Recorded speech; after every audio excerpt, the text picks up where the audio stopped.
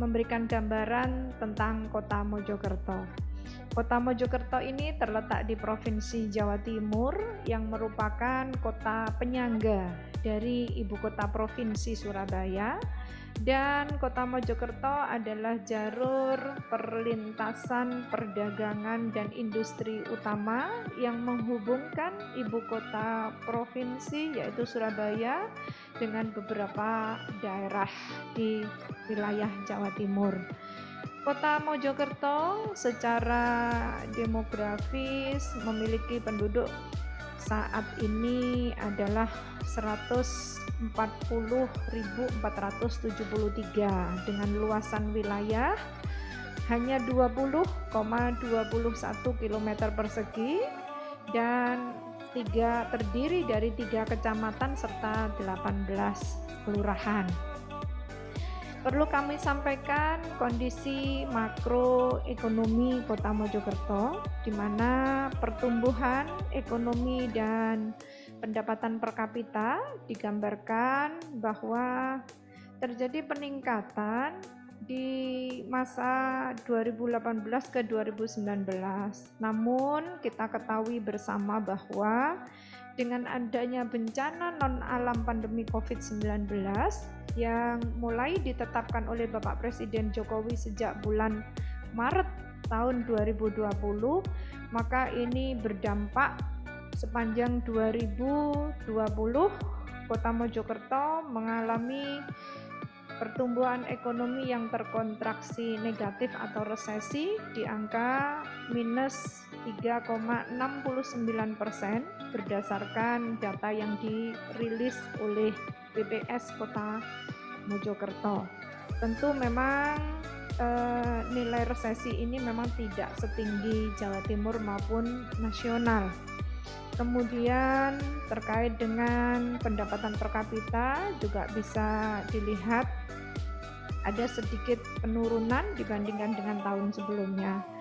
Lalu terkait kemandirian fiskal daerah, kita bisa menampilkan data bahwa pendapatan asli daerah dari Kota Mojokerto, di mana kontribusi tertingginya berasal dari pendapatan jasa layanan Rumah Sakit Umum Daerah yang merupakan BLUD dari pemerintah Kota Mojokerto, karena Rumah Sakit Umum Daerah ini merupakan rumah sakit umum, rumah sakit dengan tipe yang tertinggi di Kota Mojokerto jika dibandingkan dengan beberapa rumah sakit swasta lainnya yang juga cukup banyak jumlahnya di Kota Mojokerto, kemudian memiliki tenaga medis yang terlengkap, juga alkes yang terlengkap, sehingga ini menjadi penyumbang kontribusi terhadap PAD yang cukup besar.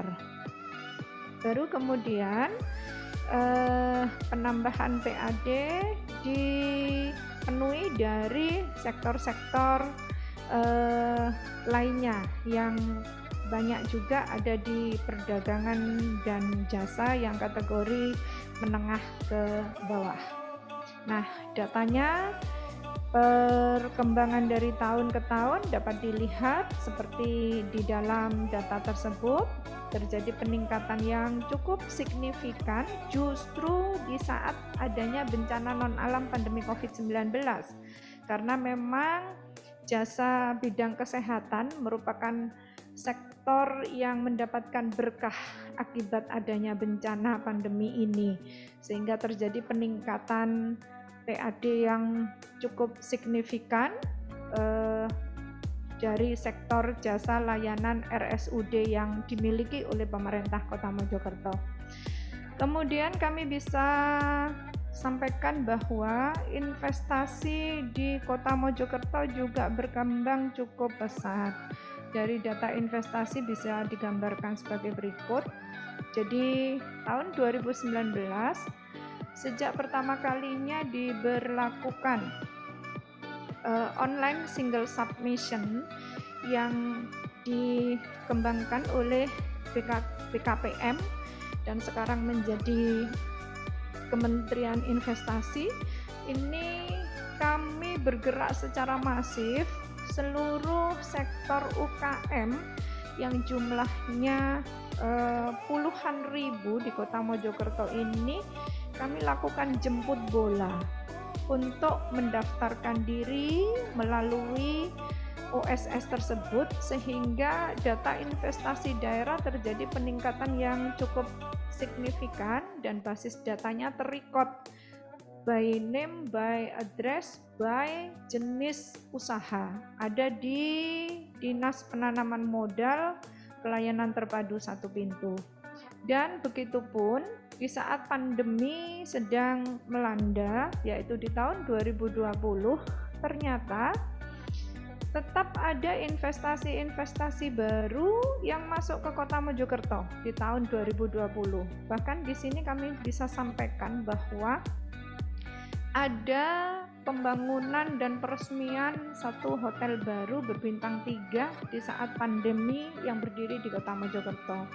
Kemudian menjamurnya kafe-kafe dan warung kopi baru, di mana ini investornya atau pemiliknya mayoritas adalah masyarakat dari luar daerah.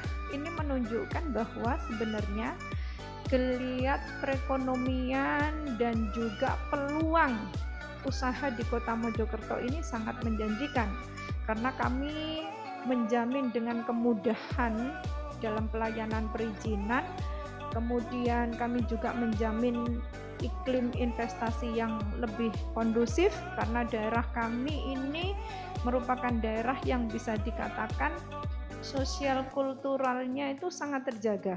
Dan itu dibuktikan pada tahun 2020 lalu, Kota Mojokerto merupakan satu-satunya daerah di Jawa Timur yang mendapatkan penghargaan Harmony Award dari Kementerian Agama. Itu karena kondisi sosial, kultural, keagamaan di Kota Mojokerto berjalan sangat kondusif. Kemudian terkait dengan indeks pembangunan manusia yang merupakan ukuran dalam menilai pembangunan sumber daya manusia atau kualitas sumber daya manusia yang ada di Kota Mojokerto, di mana kompositnya yaitu dari pendidikan, kesehatan, dan juga daya beli yang berhubungan dengan income per kapita atau pendapatan per kapita masyarakat. Ini bisa dilihat dari tahun ke tahun mengalami peningkatan yang sangat signifikan. Bahkan di tahun 2020 kualitas sumber daya manusia Kota Mojokerto juga tetap terjadi peningkatan jika dibandingkan dengan tahun 2019 sebelumnya. Jadi trennya selalu positif, menggambarkan memang kualitas sumber daya manusia Kota Mojokerto terjadi peningkatan secara graduatif. Dan perlu kami sampaikan pula bahwa selain dilihat melalui indikator-indikator kinerja utama dan kondisi makro yang saya sampaikan tadi, bahwa pemerintah Kota Mojokerto ini senantiasa kami wajibkan di seluruh OPD, BLUD, UPT maupun sektor-sektor yang berada di bawahnya pemerintah kota untuk senantiasa melahirkan inovasi-inovasi dan kreativitas mereka di dalam menjalankan tugas. Sehingga pada tahun 2020 lalu, alhamdulillah pemerintah Kota Mojokerto mendapatkan penghargaan dari Kementerian Dalam Negeri, yaitu Innovative Government Award yang diterimakan pada bulan Desember 2020 dengan kategori kota yang sangat inovatif, dan angka yang kami capai di atas 1000. Nah, ini menjadi salah satu motivasi bagi kami para pemangku kepentingan di pemerintah daerah ini untuk terus secara simultan, secara konsisten Setiap tahun ada inovasi-inovasi baru yang kami lahirkan, baik dalam rangka upaya untuk membangun Kota Mojokerto supaya lebih maju, juga upaya dalam memberikan pelayanan yang terbaik kepada masyarakat atau publik. Dan perlu kami sampaikan pula, sebagai bentuk apresiasi bahwa kita memberikan pelayanan yang optimal terhadap masyarakat atau publik, pada tahun 2020 kami juga mendapatkan penghargaan top inovasi publik, yaitu dari aplikasi Gayatri, di mana aplikasi Gayatri ini adalah salah satu aplikasi yang kami buat pada tahun 2019, dan setelah berjalan efektif 2 tahun kemudian mendapatkan penghargaan tersebut.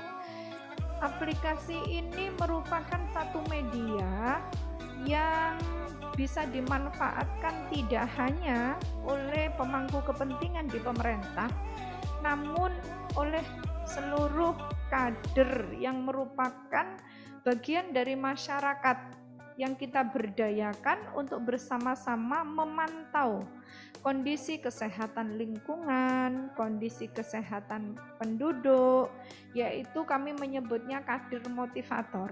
Kami memiliki 1.625 kader motivator se-Kota Mojokerto, di mana para kader ini kami bekali aplikasi Gayatri, dan hasil dari pemantauan kesehatan lingkungan, kesehatan penduduk yang mereka pantau dari rumah ke rumah, satu kader bertanggung jawab terhadap 20-30 rumah di lingkungan terdekat rumahnya. Hasil pemantauannya diinput secara langsung ke aplikasi Gayatri, yang kemudian basis data tersebut dikoordinir oleh Dinas Kesehatan dan bisa dipantau secara langsung melalui dashboard Wali Kota, sehingga saya bisa tahu betul bagaimana pelaksanaan PSN terintegrasi yang dilaksanakan seminggu sekali oleh 1.625 kader kami secara real time di dalam dashboard Wali Kota tersebut. Apakah di dalam pemantauan ditemukan ada rumah yang tempat penampungan airnya ada jentiknya? Apakah di rumah tersebut di saat kondisi COVID ini sekaligus digunakan memantau rumah tersebut ada anggota keluarga yang sedang terpapar COVID? Itu semua terlaporkan melalui aplikasi Gayatri secara real time yang dilakukan oleh para kader motivator yang berasal dari unsur masyarakat. Dan kemudian yang terakhir perlu kami sampaikan bahwa baru saja 1 bulan yang lalu kami juga menerima penghargaan Satu Data yang diberikan oleh Kepala Badan Pusat Statistik Provinsi Jawa Timur secara langsung. Ini adalah sebagai bentuk apresiasi karena pemerintah Kota Mojokerto telah berkontribusi secara efektif dan cepat dalam menyikapi program Satu Data Indonesia sesuai dengan amanah Perpres nomor 39 tahun 2019 tentang Satu Data Indonesia. Kami akan berupaya terus bagaimana menyempurnakan program Satu Data yang diselenggarakan di pemerintah Kota Mojokerto ini agar semuanya bisa terintegrasi dan diakses lebih mudah.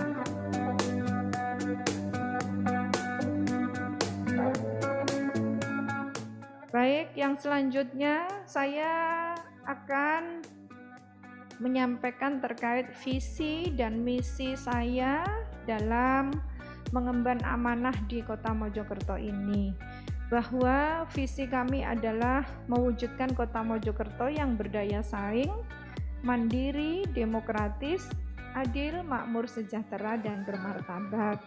Untuk mewujudkan visi tersebut, maka ada 7 misi yang harus kami laksanakan. Yang pertama adalah mewujudkan SDM berkualitas melalui peningkatan akses pendidikan dan kesehatan. Yang kedua, mewujudkan ketertiban, supremasi hukum dan HAM. Yang ketiga, mewujudkan pemerintah daerah yang efektif, demokratis, bersih, profesional, dan adil dalam melayani.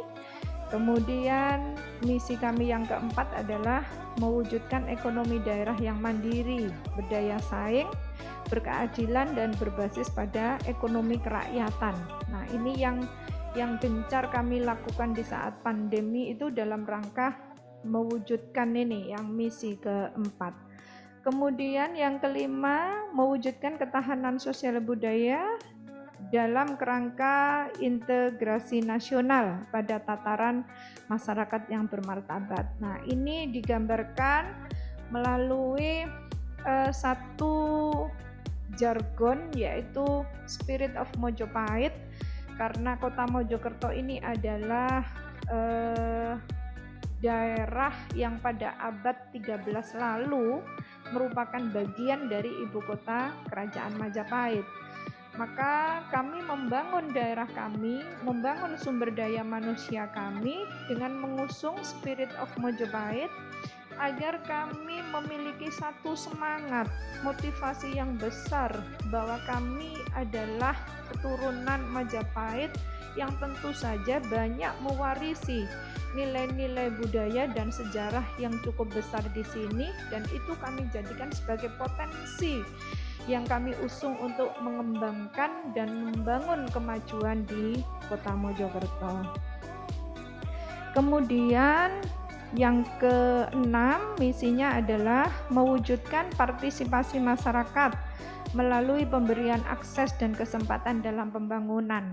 Nah, ini selain melalui forum-forum resmi seperti Musrenbang, kemudian kelompok informasi masyarakat, ini kami juga menyediakan kanal yang bernama Curhat Ningita, satu aplikasi yang bisa diakses dari 7 kanal. Jadi aplikasinya bernama Curhat Ningita, bisa diakses dari 7 kanal.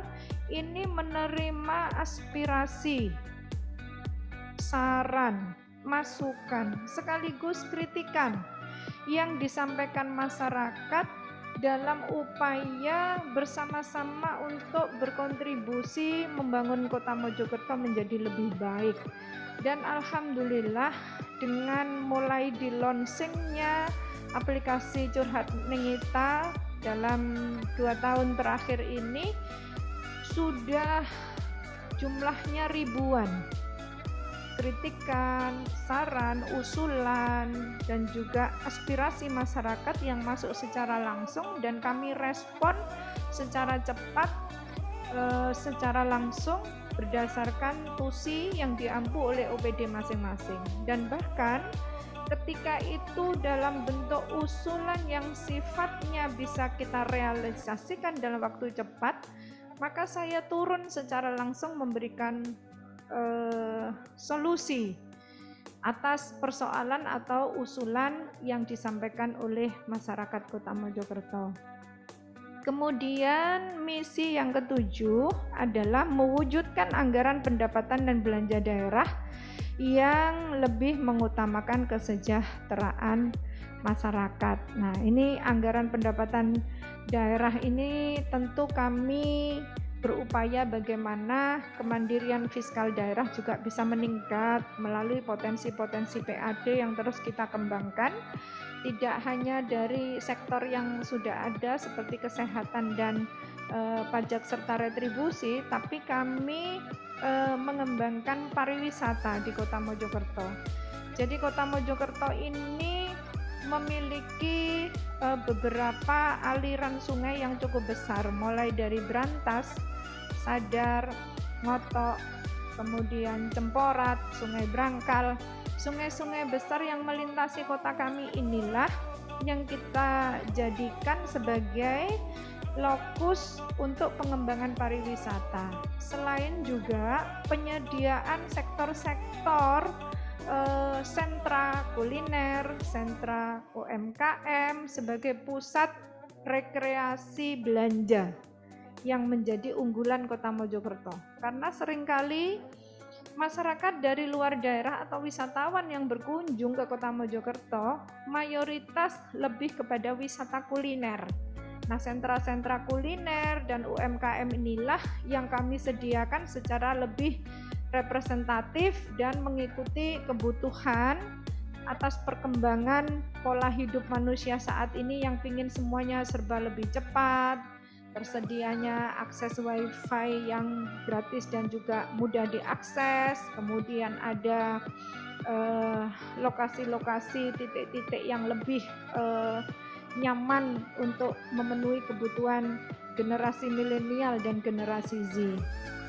Dan perlu kami sampaikan pula bahwa dalam rangka mewujudkan misi-misi tersebut memang ada beberapa isu strategis yang kami harus selesaikan dengan berbagai kebijakan-kebijakan strategis yang kami masukkan di dalam setiap rencana kerja pemerintah daerah tahunan yang diampu oleh seluruh perangkat daerah atau dinas yang ada di Kota Mojokerto.